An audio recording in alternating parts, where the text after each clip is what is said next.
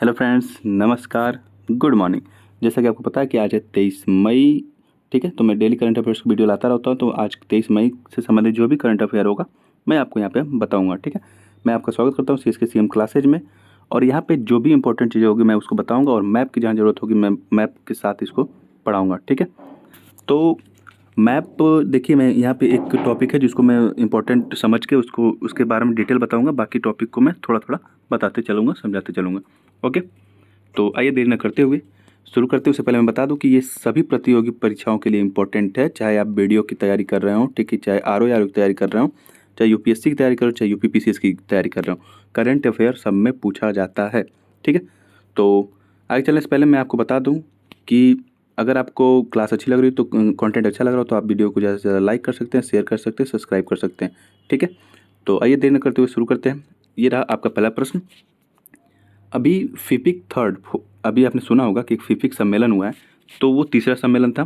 तो उसी के बारे में पूछा जा रहा है कि फिपिक थर्ड फोरम के संदर्भ में निम्नलिखित कथनों में से सत्य कथन की पहचान कीजिए। ठीक है, और कूट ये जो दिया गया इसको मिला के आपको आंसर देना है। तो पहला जो कथन दिया गया है, क्या पूछ रहा है, क्या 2023 में इसका तीसरा सम्मेलन पपुआ न्यू गिनिया के पोर्ट मॉर्सबी में किया गया? तो ये सही है। ठीक है, जो पोर्ट मॉर्सबी है वहीं पे इसका सम्मेलन हुआ, पपुआ न्यू गिनिया के। और पोर्ट मॉर्सबी जो है पपुआ न्यू गिनिया का जो है वो राजधानी है। ओके, इसका क्या पहला सम्मेलन 2014 में हुआ था? तो ये भी सही है। 2014 में जब नरेंद्र मोदी प्राइम मिनिस्टर बने थे, उस समय लुक ईस्ट पॉलिसी इन्होंने शुरू किया था, लुक ईस्ट पॉलिसी। ठीक है, यानी पूरब की ओर देखो। तो उसी समय इस फिफिक जो सम्मेलन है उसका शुरुआत की गई थी। ठीक है, तो क्या इसमें 14 द्वीपीय देश और भारत शामिल है? तो ये भी सही है, इसमें 14 आइलैंड कंट्री और इंडिया शामिल है। तो इसका सही का जवाब होगा 1, 2, 3, यानी कि तीनों कथन इसमें सत्य हैं। ठीक है, ये देखिए सब लोग फोटो खिंचा रहे हैं, ये फिफिक के मेंबर कंट्री हैं और भारत है यहाँ पे। ठीक है, तो आगे चलें। तो फिफिक का फुल फॉर्म देखिए कि एग्जाम में कैसे प्रश्न पूछ सकता है। फिफिक का फुल फॉर्म पूछ सकता है आपसे, कब ये सम्मेलन हुआ था और 2023 में कब कहाँ पे हुआ है, ये सब पूछा जाता है। ठीक है, तो फिपिक का फुल फॉर्म होता है forum for India Pacific island cooperation. ठीक है, इंडिया पैसिफिक आइलैंड कोऑपरेशन। ये फोरम जो है इंडिया पैसिफिक आइलैंड जो है, जैसे कि इंडिया और जो पैसिफिक आइलैंड है उनके बीच में एक सहयोग की बात करता है। ठीक है, इसकी पहली मीटिंग 2014 में हुई थी और 2015 में भारत में भी इसकी मीटिंग हो चुकी है। 2015 के बाद अब जाके हेड ऑफ स्टेट जो हुए वो 2023 में पपुआ न्यू गिनिया में मिले हैं। ठीक है, तो आप इस बात को याद रखेंगे। इसमें देखिए 14 आइलैंड कंट्री हैं और इसमें भारत शामिल है। इसके बारे में और डिटेल में बात कर ले तो यहाँ पे देखिए ये विश्व का मैप है। ओके, मैं आपको बताना चाहूँगा कुछ प्रमुख महासागरों में, जैसे कि ये नॉर्थ अटलांटिक इधर पड़ेगा, इधर साउथ अटलांटिक पड़ेगा, इधर पैसिफिक पड़ेगा और पैसिफिक इधर भी पड़ेगा, इधर इंडियन ओशन पड़ेगा और इधर आर्कटिक महासागर पड़ता है। ठीक है, तो ये जो आइलैंड है वो पैसिफिक ओशन में स्थित है। और ये पैसिफिक ओशन आइलैंड की इधर लोकेशन है, ये ऑस्ट्रेलिया, और जूम करेंगे तो यहाँ भी ऑस्ट्रेलिया दिखेगा और ये वो आइलैंड है। इनको और डिटेल में अगर मैं दिखाऊँ आपको मैप में, तो ये देखिए ये जो आइलैंड है यहीं इसके मेंबर है फिपिक के। ठीक है, तो ये इनका नाम है। और जैसे कि आपने सुना होगा कभी कि माइक्रोनेशिया, ठीक है, माइक्रोनेशिया में कौन शामिल होते हैं? तो ये देखिए माइक्रोनेशिया के आइलैंड है। पॉलिनेशिया में कौन शामिल होते हैं? तो ये देखिए पॉलिनेशिया के आइलैंड है। मेलानेशिया में कौन शामिल होते हैं? तो ये देखिए मेलानेशिया के आइलैंड है। मेलानेशिया में इस समय पपुआ न्यू गिनिया भी है, इस बात का थोड़ा सा ध्यान रखेंगे। ठीक है, अगर ऑस्ट्रेलिया की बात करें तो जो ये तीनों को अगर मिला दिया जाए, तीनों को अगर जोड़ दिया जाए, ठीक है, तीनों को जोड़ दिया जाए तो और ऑस्ट्रेलिया को शामिल कर लिया जाए इसमें, तो ये ओसेनिया कहलाता है। ठीक है, इन सबको अगर ऐड कर लिया जाए तो ये ओसेनिया कहलाता है। तो ये लिस्ट है फिपिक आइलैंड कंट्री का, आप देख सकते हैं। और ये भारत को अलग कर दीजिए इसमें। ठीक है, तो 14 ये हैं। आगे चलें। तो हाल ही में पपुआ न्यू गिनिया की देश ने किसको अपने देश के सर्वोच्च नागरिक सम्मान से सम्मानित किया है? तो ये आपको बताना है। क्या राजनाथ सिंह को ये सम्मान दिया गया, अजीत डोभाल को, या एस जयशंकर को, या नरेंद्र मोदी जी को? फोटो देख के आप समझ गए होंगे कि ये सम्मान जो है नरेंद्र मोदी जी को दिया गया है। और इस सम्मान का नाम क्या है? नाम भी पूछ लेता है। तो companion of the order of लोगोहू award. ठीक है, companion of the order of लोगोहू award से सम्मानित किया गया प्राइम मिनिस्टर नरेंद्र मोदी जी को पपुआ न्यू गिनिया देश की तरफ से। ठीक है, अगर मैं पपुआ न्यू गिनिया के प्राइम मिनिस्टर की बात करूँ तो जेम्स मेरापे वहाँ के प्राइम मिनिस्टर है और वहाँ की राजधानी पोर्ट मोरेस्बी है। ठीक है, तो ये है पपुआ न्यू गिनिया की लोकेशन। ये पूरा जो भाग है ओसेनिया का पार्ट है। ठीक है, इसके ओसेनिया के अंदर मेलानेशिया, माइक्रोनेशिया, पोलिनेशिया ये सब आते हैं। ठीक है, आगे चले तो अंतर्राष्ट्रीय जैव विविधता दिवस कब मनाया जाता है ये आपको बताना है, ठीक है। अंतर्राष्ट्रीय जैव विविधता दिवस क्या ये 5 जून को मनाया जाता है? नहीं, 5 जून को विश्व पर्यावरण दिवस मनाया जाता है। क्या ये 23 ये नहीं है, 22 मार्च को मनाया जाता है? नहीं, 22 मार्च को विश्व जल दिवस मनाया जाता है। क्या 22 अप्रैल को मनाया जाता है? नहीं, 22 अप्रैल को तो विश्व पृथ्वी दिवस मनाया जाता है। ये मनाया जाता है 22 मई को, ठीक है। 22 मई को मनाया जाता है और इसकी इस बार की थीम है from agreement to action build back diversity, ठीक है। थीम याद रखेंगे, from agreement to action build back diversity, ठीक है। ये अंतर्राष्ट्रीय जैव विविधता दिवस का थीम है। आगे चलें तो अगर हम ये अंतर्राष्ट्रीय जैव विविधता दिवस 22 मई को ही क्यों मनाया जाता है ये अगर इसकी भी बात कर लें तो देखिए, पृथ्वी शिखर सम्मेलन हुआ था 1992 में रियो डी जेनेरियो जो ब्राज़ील में है, ठीक है। वहाँ पे पृथ्वी शिखर सम्मेलन हुआ था कि वहाँ पे डाइवर्सिटी की बात किया जाएगा, पृथ्वी को कैसे बचाए रखा जाए उसकी बात की जाएगी, ठीक है। तो वहाँ पे एक एग्रीमेंट हुआ था कन्वेंशन ऑन बायोडाइवर्सिटी, ठीक है। एक कन्वेंशन हुआ था बायोडाइवर्सिटी यानी जैव विविधता पे, वो हुआ था 22 मई 1992 को, इसलिए 22 मई को हर साल अंतर्राष्ट्रीय जैव विविधता दिवस मनाया जाने लगा, ठीक है। और 22 मार्च की बात करें तो विश्व जल दिवस है। इसकी थीम क्या है? Accelerating the change to solve the water and sanitation crisis, ठीक है। ये विश्व जल दिवस की थीम है। अगर विश्व पृथ्वी दिवस की बात करें तो इसकी थीम है इन्वेस्ट इन आवर प्लैनेट, ठीक है। ये 2023 की सब थीम है invest in our planet, okay. आगे चलें तो हाल ही में किस देश ने सूदी रमन कप अपने नाम किया? ये लगातार तीसरी बार, लगातार नहीं कह सकते, ये 13वीं बार, लगातार ये 13वीं बार ये कप अपने नाम किया है। कौन किया है? तो चीन ने ये 13वीं बार अपने ये खिताब जीत लिया है, सूदी रमन कप, ठीक है। सूदी रमन कप किससे संबंधित है? सूदी रमन कप बैडमिंटन से संबंधित है, ठीक है।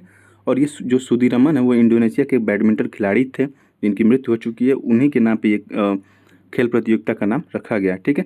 इस साल ये प्रतियोगिता चीन में आयोजित की गई थी, ओके। और ये बैडमिंटन से संबंधित है, ये आपको पता है। और चीन ने साउथ कोरिया को हराया था, इस बात का थोड़ा सा ध्यान रखेंगे। निम्नलिखित में से कौन सा देश 2025 को विश्व पर्यटन दिवस के रूप में मनाएगा? ठीक है, विशेष पर्यटन दिवस के रूप में मनाएगा कौन सा देश 2025 को? तो इसका सही जवाब है नेपाल। नेपाल ऐसा करने वाला है, ठीक है। अगर भारत की बात करें तो भारत भी 2025 तक टॉप 10, ठीक है, पर्यटन की दृष्टि से टॉप 10 की सूची में शामिल हो जाएगा 2025 तक भारत भी। और नेपाल की बात करें तो यह है नेपाल की लोकेशन, ठीक है। इसकी बाउंड्री देखिए, इधर उत्तराखंड से लगती है, उत्तर प्रदेश से भी लगती है, और इधर बिहार से लगती है, और इधर पश्चिम बंगाल से भी लगती है, और इधर सिक्किम से भी इसकी बाउंड्री लगती है नेपाल की। यानी कि 1 2 3 4 5 राज्यों से, भारत के 5 राज्यों से नेपाल की बॉर्डर लगती है, और इधर चीन तो है ही, ठीक है। तो नेपाल का राजधानी काठमांडू है। आगे चलें, national academy of coastal policing campus, ठीक है, national academy of coastal police campus का हाल ही में उद्घाटन कहाँ किया गया? ये अमित शाह द्वारा, जो अमित शाह जी हैं उनके द्वारा ये गुजरात में इसका उद्घाटन किया गया, ठीक है। तो पूछे अगर national academy of coastal policing campus कहाँ है तो गुजरात में इसका सही जवाब है, ठीक है। आगे चलें तो ये देखिए, ये है अमित शाह जी और इन्होंने गुजरात में इसका उद्घाटन किया है, ठीक है। और मैप में गुजरात की लोकेशन आप देख लीजिए, ये है गुजरात, ठीक है। और इसकी जो सीमा है वो इधर अरेबियन सी से लगती है, इधर पाकिस्तान से लगती है, इधर राजस्थान, इधर मध्य प्रदेश, और इधर महाराष्ट्र, और ये दमन है, और यहाँ पे आपको दीव देखने को मिलेगा, ठीक है। आगे चलें तो देखिए, ये जो कोस्टल पुलिसिंग का उद्घाटन किया गया है, उससे पहले मैं बता दूं कि कोस्टल पुलिस का जो अहम योगदान यहाँ भी था, जो केरल में ड्रग्स पकड़ा गया था 15,000 करोड़ का, ठीक है। आपको पता होगा केरल में 15,000 करोड़ का ड्रग्स अभी हाल ही में पकड़ा गया था, उसमें कोस्टल पुलिसिंग का अहम योगदान था पकड़वाने में, ठीक है। अभी हाल ही में आल मोहद अल हिंदी 2023 नौसैन्य अभ्यास का आयोजन किया जा रहा है। तो ये भारत और किस देश के बीच में आयोजित होगा ये बताना है आपको, ठीक है। तो इसका सही जवाब है इसका सही जवाब है सऊदी अरब। कंफ्यूज मत होइएगा, मैं कंफ्यूज, इसका सही जवाब है सऊदी अरब, ठीक है। सऊदी अरब और भारत के बीच में अल मोहद अल हिंदी नौसैन्य अभ्यास का आयोजन किया जा रहा है, ठीक है। तो आगे चलें तो मैं इसको बता दूं कि ये जो आयोजन होगा वो होगा सऊदी अरब में, ठीक है। सऊदी अरब में एक स्थान है जिसका नाम है जुबैल, वहाँ पे इसका आयोजन होगा। तो ये है सऊदी अरब की लोकेशन। इधर देखिए, इधर लाल सागर से बाउंड्री बनाता है, और इधर पर्शियन गल्फ से, फारस की खाड़ी से भी ये बाउंड्री बनाता है, ठीक है। इधर ओमान देखने को मिलेगा, इधर यमन है, और इधर संयुक्त अरब अमीरात हैं, ओके। तो आगे चलें तो मैं कुछ और अभ्यास है उनके नाम बता देता हूँ। जैसे सिलिनेक्स जो होता है भारत और श्रीलंका के बीच होता है। बोंगो सागर, ठीक है, भारत और बांग्लादेश के बीच होता है। जीमैक्स जो है भारत और जापान के बीच होता है। नसीम अल बहर ओमान, और ये देखिए यहाँ पे ओमान है, भारत और ओमान के बीच होता है नसीम अल बहर। इंद्र जो है वो रूस और भारत के बीच होता है, ये भारत है ये रूस है, ठीक है। और जैर अल बहरी ये कतर, कतर और भारत के बीच होता है। जैर अल बहरी, ठीक है, यहाँ पे आपको कतर दिखने को मिलेगा। समुद्र शक्ति अभ्यास इंडोनेशिया और भारत के बीच होता है। भारत थाई कॉर्पेट थाईलैंड और भारत के बीच। और इमकोर जो है वो मलेशिया और भारत के बीच। सिम्बैक्स जो है सिंगापुर और भारत के बीच। और सेंडेक्स जो है ऑस्ट्रेलिया और भारत के बीच। और मालाबार अभ्यास जापान और संयुक्त राज्य अमेरिका के साथ होता है, मालाबार अभ्यास। आगे चलें तो अगला न्यूज है कि T20 क्रिकेट मैच में 11,000 रन बनाने वाले दूसरे भारतीय खिलाड़ी कौन बन गए हैं, ये आपको बताना है। आप तस्वीर देख के समझ गए होंगे, ये हैं रोहित शर्मा जी। ये दूसरे ऐसे भारतीय खिलाड़ी बन गए हैं जिन्होंने T20 क्रिकेट मैच में 11,000 रन पूरा कर लिए हैं, ठीक है। इससे पहले कौन थे, तो पहले नंबर पर थे विराट कोहली और दूसरे नंबर पर हो गए रोहित शर्मा, ठीक है, भारतीय क्रिकेटरों में।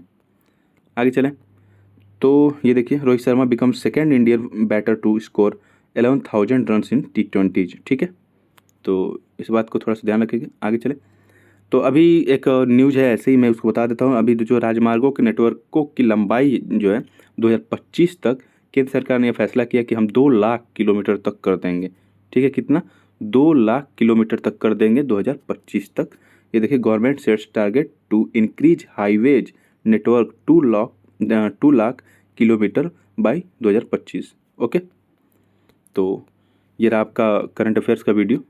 फिलहाल आज के करंट में इतना ही। अगर आपको वीडियो अच्छी लग रही हो तो आप इसको शेयर करना ना भूलें, और कंटेंट पढ़ाने का तरीका अच्छा लग रहा हो तो लाइक भी करें। कुछ सजेशन देना चाहते हैं तो कमेंट करें, ठीक है। थैंक यू एंड जय हिंद।